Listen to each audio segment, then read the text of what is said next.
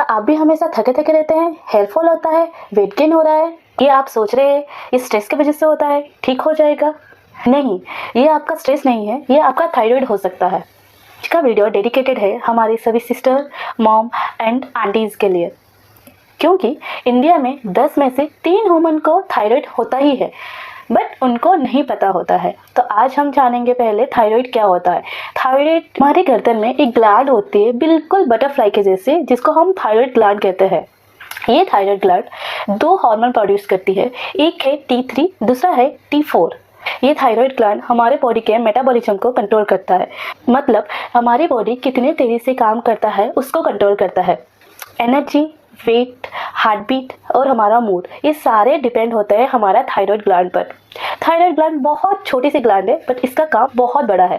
Thyroid 2 type का होता है, एक है हाइपोथायरॉयडिज्म, सेकेंड है हाइपरथायरॉयडिज्म। हाइपोथायरॉयडिज्म में क्या होता है कि ये हमारा जो मेटाबॉलिज्म है इसमें स्लो हो जाता है। इसके वजह से हमें थकान महसूस होती है, हमारा वेट गेन होता है, हेयर फॉल होता है, स्किन ड्राई हो जाती है, डिप्रेशन आ जाता है, पीरियड इरेगुलर होता है। और इसमें देखा गया है कि जिनको हाइपोथायरॉयडिज्म है उनको ठंड लगती है।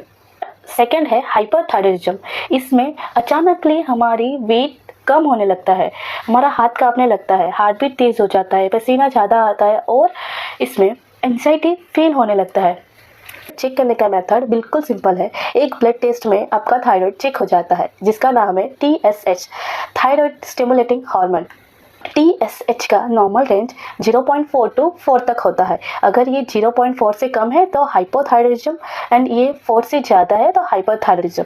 इसके साथ साथ T3 एंड T4 का भी टेस्ट होता है। ये मेनली 200 to 300 रुपीज़ में हो जाता है।